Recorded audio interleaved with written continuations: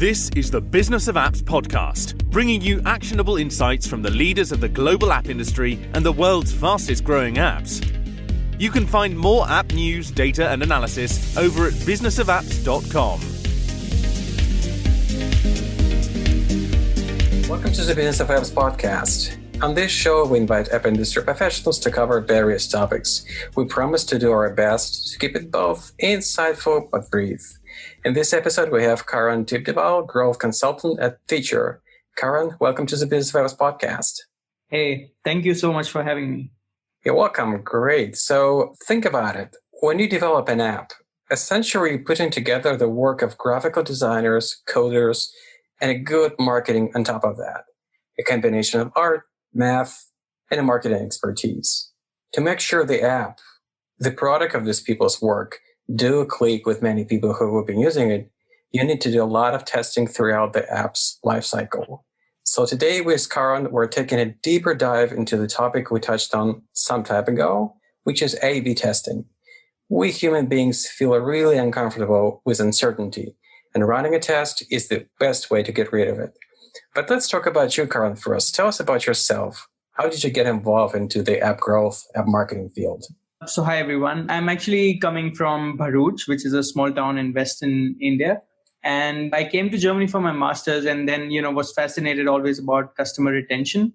So, started working with HelloFresh before, which is a meal kit delivery company. And right now I work at Phiture, which is a mobile growth consulting company and based here in Berlin, where we basically help clients with a lot of stuff, including App Store optimization, Apple search ads, but also my team specifically with user retention and growth consulting.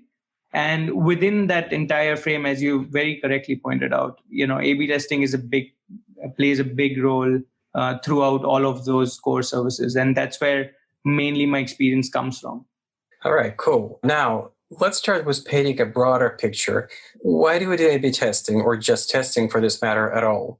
What is important about testing conceptually? Well, I think that's a good question. Actually, I think it's just essential to start with fundamentals, and A/B testing is not something completely new. If you think about it, it's something that has been going on for about 100 years, right? And earlier people used to test. A very simple version of those tests was, I remember an example or how it started is one guy wanted to find out which pesticide works better for his field. And so he split the field into two, put pesticide A in one, pesticide B in the other one, and seeing which one performed better. And at the core of it, that's what testing is, right? So you care about a certain metric and you want to optimize for its performance. So be it acquisition, be it, retention or engagement, it's still just about optimizing the metrics that you care about. And we do that by experimenting. And I think one caveat to that is we are quite wrong about a lot of things that we think our customers want. So I think A/B testing also works quite well to put us and our ideas into place.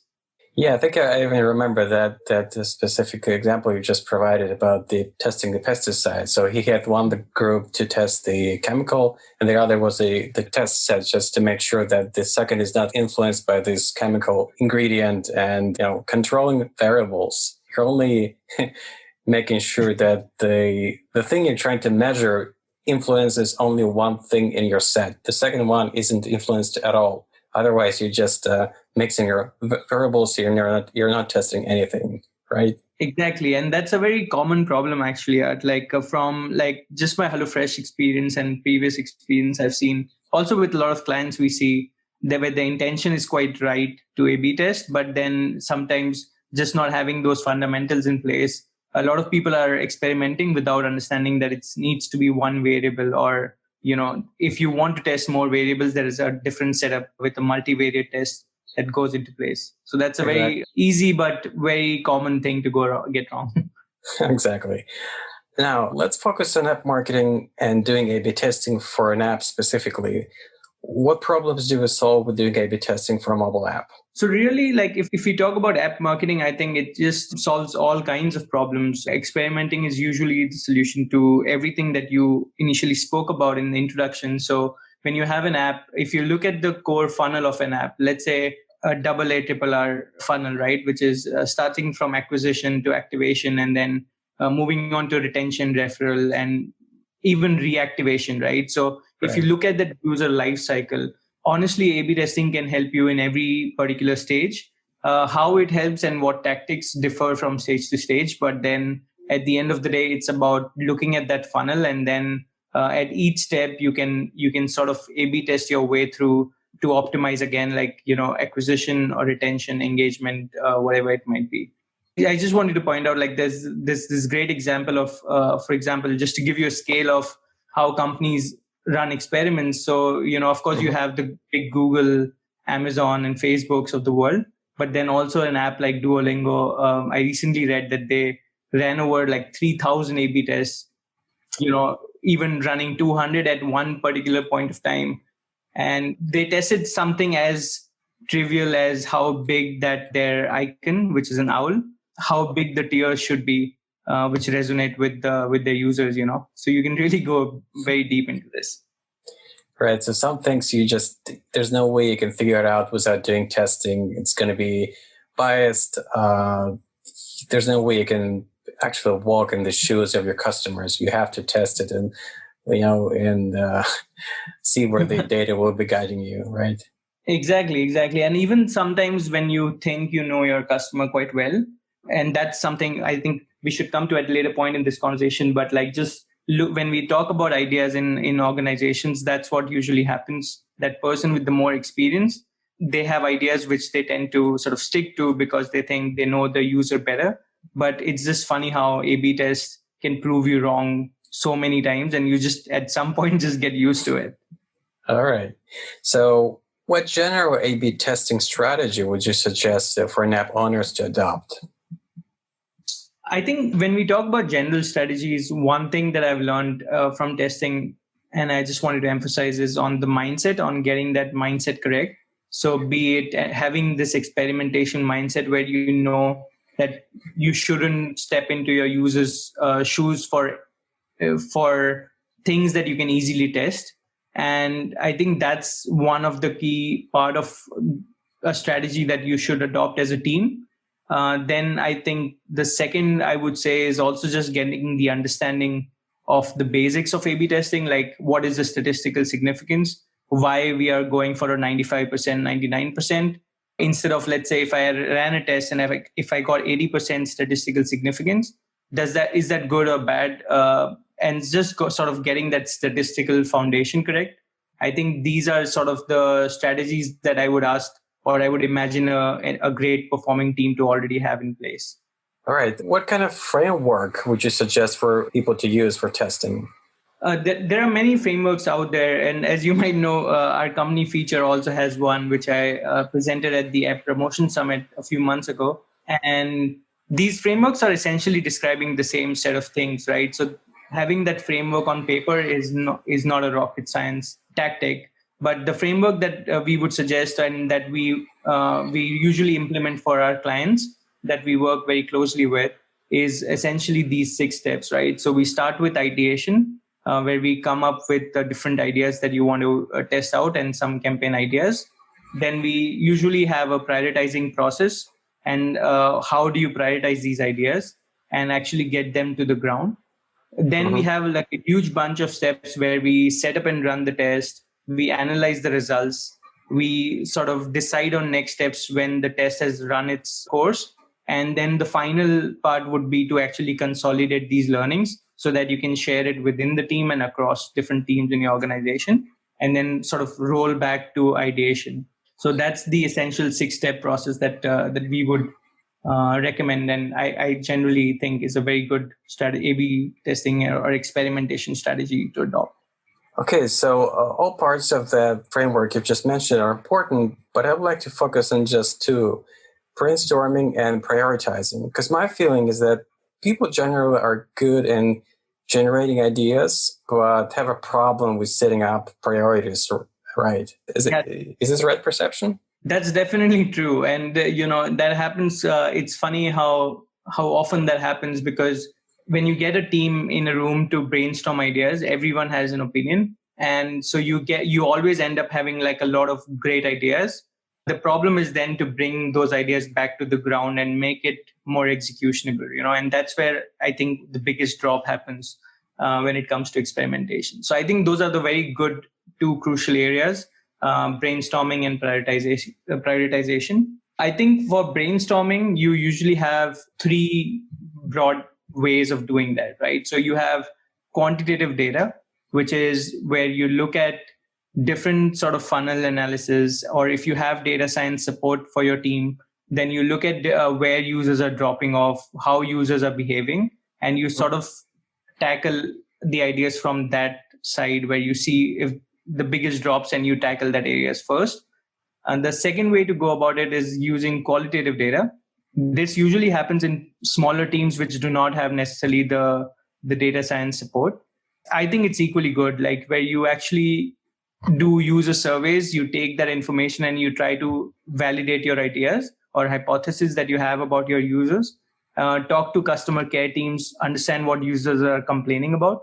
This is sort of less tangible than the quantitative data, but it's still very, very useful. And the last one, and my personal favorite, is definitely brainstorming. So, it's a structured sort of brainstorming, which we have developed at least at Phiture, which is called the natural trigger brainstorm. And it's essentially where we go through different trigger types like time, change, location, people, and action. And then we try and understand as a team, as exactly as you mentioned, like just putting yourself in customer shoes and trying to see what would be relevant for you. So once that is done, once that brainstorming, part is done, and you have a bunch of ideas, prioritizing becomes very, very crucial and something that a lot of people often lack. I speak about this quite often. It's called Hippo effect, which is the highest paid person's opinion in the room. And that's unfortunately the most commonly what we see across different organizations, where essentially you have a bunch of ideas and whatever the highest paid person thinks is the best idea, the team goes with it. Whereas a better prioritization process could be just using an RRF framework. For example, this is a framework that we have developed at Phiture and we use quite extensively with our clients, it stands for impact is equal to reach into relevance into frequency. So that essentially means that whatever you're doing, a campaign, let's say, the campaign's impact is how many users it's going to reach into how relevant you think this campaign is going to be for the user and the frequency at which a particular user would see this campaign. And you get an impact score. And let's say we have 50 ideas. We do this for all the 50 ideas. And then we have a very clear sort of path as to what ideas should we be tackling first. All right, got it. So the next question is, how can you actually learn to do A/B testing? Are there any courses, educational material for people to master A/B testing process? That's a good question. I actually was thinking about how did I learn this, which is mainly from my master's. But what I would recommend is actually just going through first, as I said, like the fundamentals of A/B testing. So what it actually stands for. So doing a statistics basics course might be helpful. But then like just reading up on blogs as to particularly how app industry uses it, because there are certain nuances that come with it. So Phiture blog, which is our company's blog, is quite nice without being biased here. But also a lot of other blogs out there. Also, I think like conferences such as APS, like if you just go and most of their talks are on YouTube. If you go and watch those talks, you usually get a sense of where the industry is at and what are they testing. So I would recommend that. Right. So you're starting with basics, with theory, and then you pick up notes from, practitioners, people who are doing these things for a living, 24/7. Exactly. And see how you can apply it to your own project. All right. Yeah. Now there's a segment where I ask people quick, funny questions to paint a broader picture of who you are. Are you iOS or Android person? iOS, definitely. Okay, I'm putting another item to iOS bucket in the show. Yeah, at what point I'm going to be measuring these two buckets and see which one is bigger. Which one is bigger until now, if I may ask? For now, iOS is still beating Android, kind of reflecting probably not actually reflecting, on a global scale, but probably on just in the industry overall. I have a feeling like iOS is beating Android. Among marketers, people who are doing digital marketing for a living. Can you remember your first mobile phone? I think my first mobile phone was a Nokia, but I don't remember which version it was. The first version of a phone that I remember was Motorola Razr. Do you know that flip phone that we had? It was From quite the fancy for it. Matrix. From the Matrix, exactly. Yeah, exactly. That one. All right. What is your favorite app now and why? I think my favorite app right now is, I have a few. I have Headspace, Duolingo, and Nike Running. I think those are the top 3 apps that I use. And I really like how they have, they know what users are looking for, and I think their communications are also relevant. I particularly look at that because I am a practitioner, but also it's very user friendly. I feel like they never overdo anything, they never underdo anything. I feel it's a very good balance for a user like me. All right. Now, kind of opposite question. If there's an app that you tried, you give it a try for a few times, initially you felt it was good, but then you feel, no, it's not that great. It doesn't work for me. Like my initial impulse was, driven by hype, but to be honest, it's, meh. That's interesting. I think one app that has never worked for me, and I've tried multiple times, is Evernote. It's like a note-taking app. I don't know if you know. And it's super famous, and a lot of people recommend it, but I've tried it multiple amount of times and it never works for me. I still feel like the paper and pen method of task for me works the best, but that's probably just me and not for other people. That's that's subjective. It's part of your psyche. That's totally fine. All right, probably there are some technologies that you're waiting for, something that you would really like to see in the app you're using. It's not there yet, but it's coming. So you're kind of checking for new iteration of iOS and waiting for these features to be released. Are there any app technologies like this for you?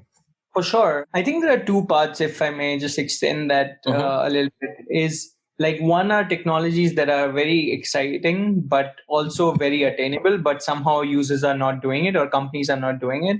And then there are some technologies which I think are very exciting, but I haven't seen anyone in the industry sort of nailing it down, completely. So I think in the first bucket, you have technologies which are very attainable, but not many people are doing, which is, at least from the CRM field, in-app messages is a huge channel, which I think, we don't see organizations using it very often, as they should, at least. It's been I am a big believer in in-app messages, and I think that's quite exciting. And in the other bucket, which are exciting technologies, but not everyone has figured it out, I think AMP, which has accelerated mobile pages, is one of my personal favorites. I really love what it's doing to emails, where it's making it more sort of, conversation focused, and you can actually reply in emails right from the email. You can build a web page within an email and stuff like that. But also, of course, then you have emerging platforms like voice, OTT, wearables. I think those are super, super interesting with a lot of untapped potential. All right. Awesome. Before I let you go, how can people know more about what you do? Sure. I think the best place to do that would be to actually go out on Phiture, which is phiture.com, and learn about what we do as a company. There are a lot of interesting stuff, but also if you wanted to personally connect with me, you could just find me on LinkedIn and hit me a message. I'd be happy. All right. That's awesome. Great. Thanks a lot for your time and coming on our podcast, Karan. Thank you. Thank you so much for having me. Have a nice day. Bye-bye. And that was Karan Tibdewal, Growth Consultant at Phiture. To listen to more episodes, subscribe to our podcast on iTunes, Spotify, and Stitcher. Just search for Business of Apps and you will be able to find us easily. Once you subscribe, you will get new episodes on your smartphone, tablet, or computer as soon as we release them. And please, don't forget to leave us a review and comment. It is highly appreciated. And all episodes will also be available on businessofapps.com. See you next week. This is the Business of Apps podcast, bringing you actionable insights from the leaders of the global app industry and the world's fastest growing apps. You can find more app news, data and analysis over at businessofapps.com. Thank you for listening to the Business of Apps podcast. For more, head on over to businessofapps.com.